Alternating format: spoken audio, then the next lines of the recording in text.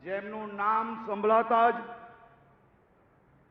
દેશના ખૂણે ખૂણામાં ઉર્જાનો સંચાર થાય છે, જેમના હૃદયમાં દેશના પ્રત્યેક નાગરિકો માટે અદ્ભુત પ્રેમ છે અને જેમના માટે ભારત, ગુજરાત કે આપણું સુરત હોય, હંમેશા એમના હૃદયના ધબકારામાં આપણા સુરતીઓ માટે હંમેશા સ્થાન રહ્યું છે। આત્મનિર્ભર ભારતના પ્रणेता आदरणीय प्रधानमंत्री श्री नरेंद्रभाई मोदी साहेबનું દક્ષિણ ગુજરાત અને આખા સુરત વતી હૃદયપૂર્વક ઉમલખાભેર ઉષ્માભર્યું સ્વાગત કરીએ છીએ। આપ સાહેબ સુરતમાં આજે ઉતરતાની સાથે જ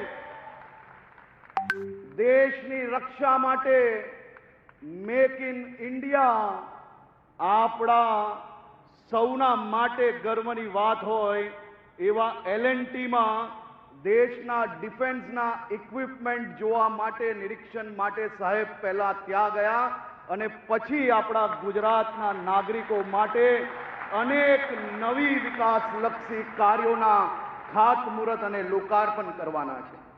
આદરણીય મુખ્યમંત્રી શ્રી ભૂપેન્દ્રભાઈ પટેલ સાહેબ, કેન્દ્રીય મંત્રી શ્રી C.R. પાટીલ સાહેબ, ભારતીય જનતા પાર્ટીના પ્રદેશ અધ્યક્ષ શ્રી જગદીશભાઈ વિશ્વકર્માજી, મારા સાથી મંત્રીઓ, શ્રી સાંસદ સભ્યશ્રીઓ, ધારાસભ્યશ્રીઓ અને દક્ષિણ ગુજરાત અને સુરત શહેરના સૌ નાગરિકોને હું અહીં સ્વાગત કરું છું।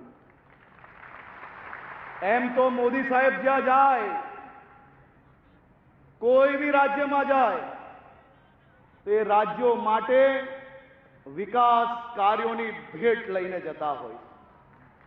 આજે આપણા ગુજરાતમાં મોદી સાહેબ જ્યારે આવ્યા છે, મોદી સાહેબ ક્યારેય ખાલી હાથે નથી આવતા।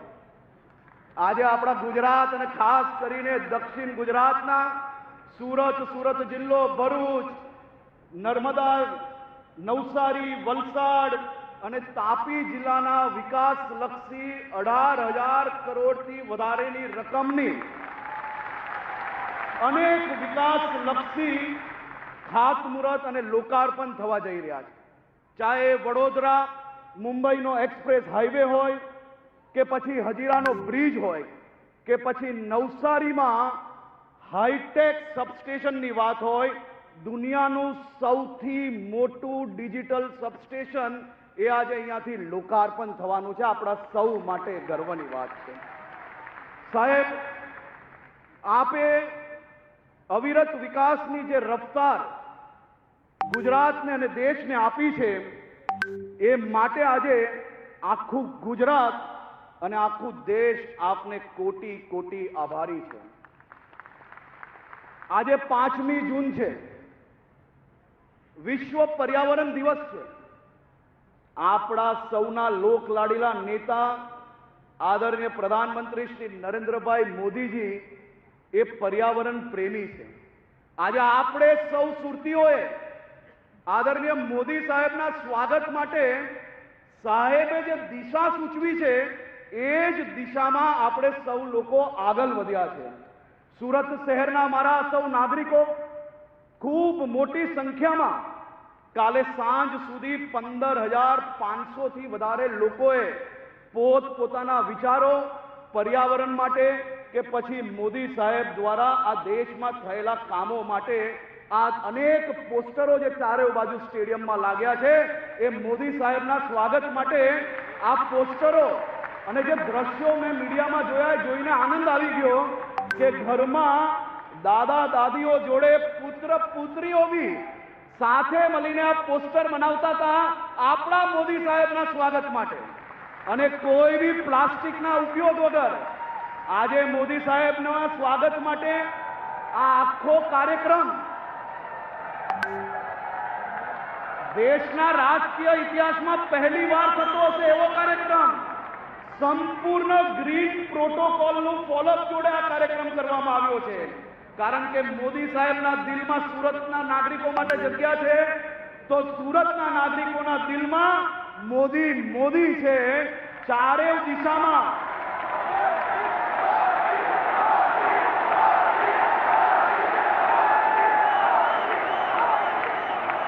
આજે આખા ઇન્દોર સ્ટેડિયમમાં ક્યાંય બી પાણીની બોટલનો ઉપયોગ કરવામાં નથી આવ્યો. હું આ બધા નાગરિકોનો આભાર માનું છું. તમે જે માટલાઓ મોકલ્યા છે એ 200 માટલાઓ અહીંયા આવેલા લોકોને પાણી પીવડાવવા માટે કામમાં લીધા છે અને એ જ માટલા થકી આજે લોકોને પાણી આપવામાં આવ્યું છે. આ પાછળ જે બેકડ્રોપ જોઈ રહ્યા છો તે વેસ્ટમાંથી બેસ્ટ આપણા સુરત શહેરના દીકરા દીકરીઓએ સાથે મળીને 3 દિવસ સુધી કામ કરીને સુરત શહેરના વિવિધ કપડાઓનો ઉપયોગ કરીને આદરણીય મોદી સાહેબના વિઝન પ્રમાણે વેસ્ટમાંથી બેસ્ટનું કામ કર્યું છે. એવા બી સૌ કારીગરોને હું ખૂબ ખૂબ આભાર માનું છું.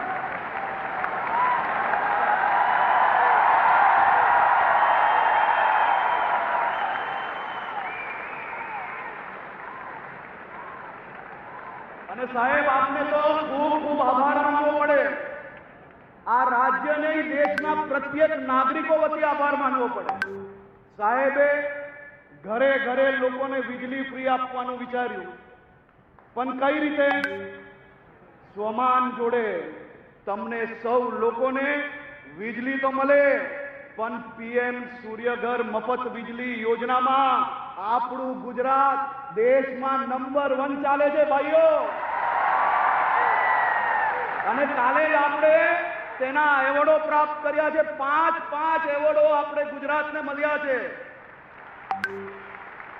બધા કેને અમે બધા પ્રેઝન્ટેશન કરવા સાહેબ પાસે જઈએ, અનેક દિવસો મહેનત કરીએ, આપણે એમ લાગે આજે તો વટ પડી જવાનો છે, કામ બધું થઈ જવાનું છે.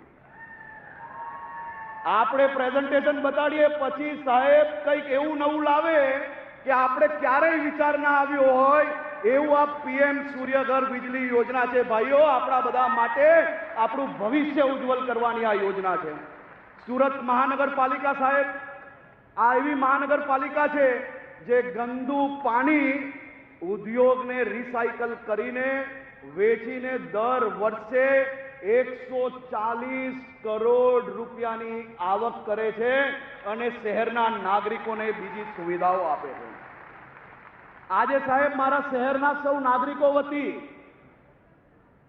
તમને દિલથી આભાર અને અભિનંદન આપવા છે કે આ 12 વર્ષ 2014 પહેલાનું ભારત કેવું હતું એ અહીંયા બેઠેલા એક બી લોકો એવા નથી કે જેને અંદાજો નહીં હોય સાહેબ.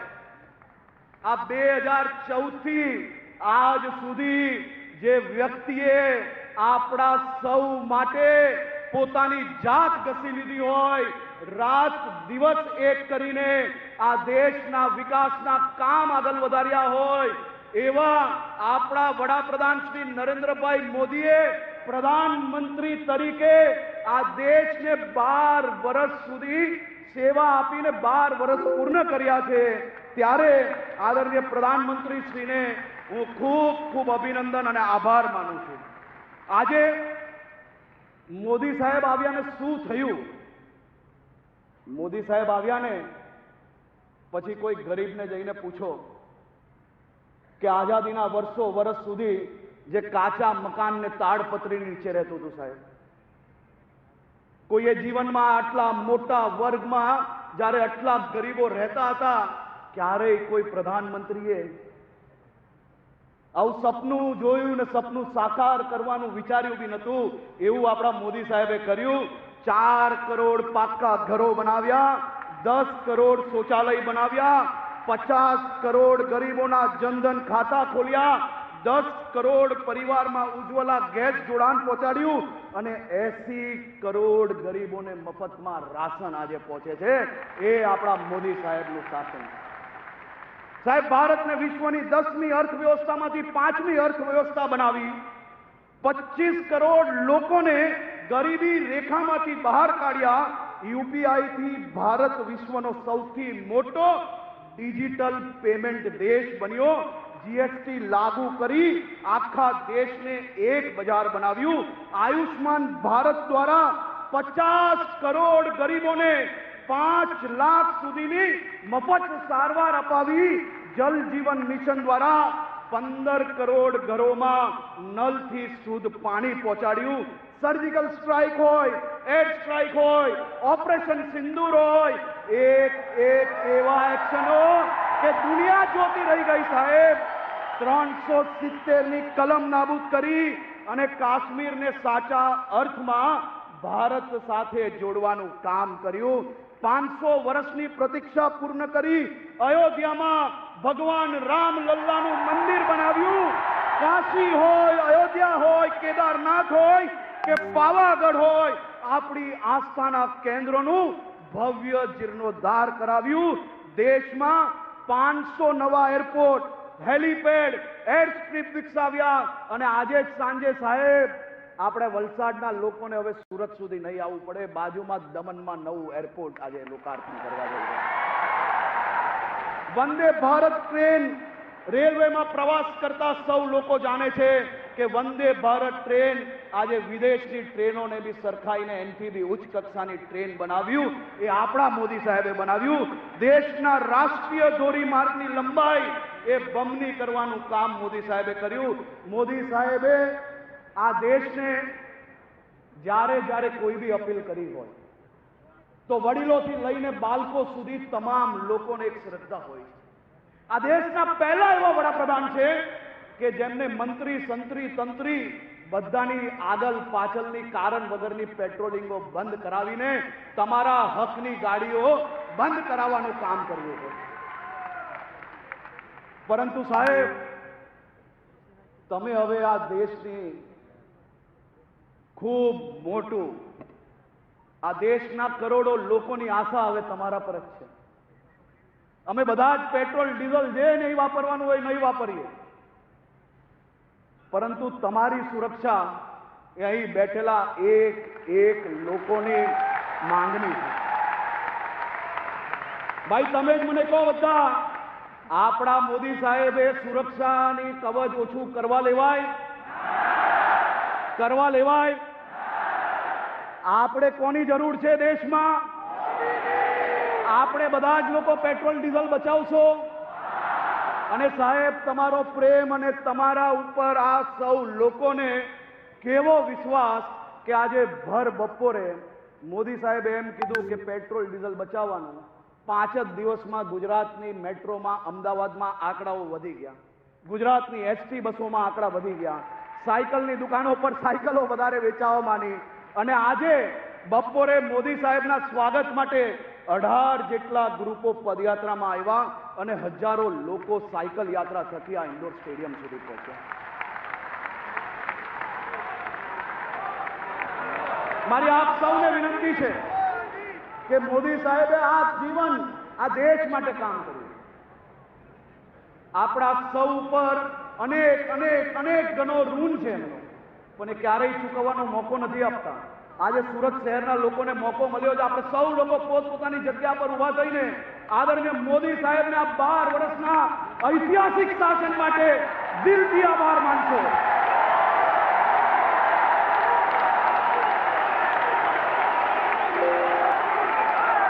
ખૂબ ખૂબ આભાર, ખૂબ ખૂબ આભાર.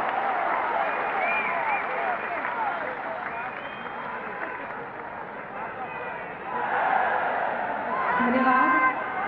આપના ઉત્સાહવાળા શબ્દો માટે ખૂબ ખૂબ આભાર માનીએ. નાયબ મુખ્યમંત્રી શ્રી, આપ સૌનો પણ ખૂબ ખૂબ આભાર. પ્રગતિનો પર્યાય